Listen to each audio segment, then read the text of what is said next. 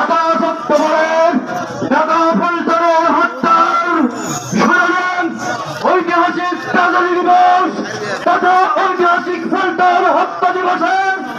মিছিল শেষে আজকের বিক্ষোভ সমাবেশে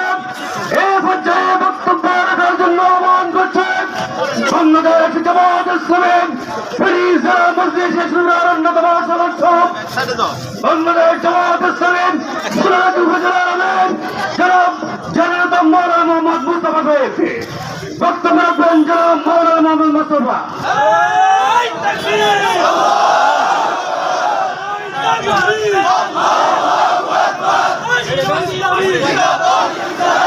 আসসালামু আলাইকুম ওয়া রাহমাতুল্লাহ। সম্মানিত সহগাজীবাসী, বিক্ষুব্ধ জনতা, আপনারা জানেন আজ থেকে 19 বছর আগে 2006 সালের 28 অক্টোবর ঢাকার পল্টনে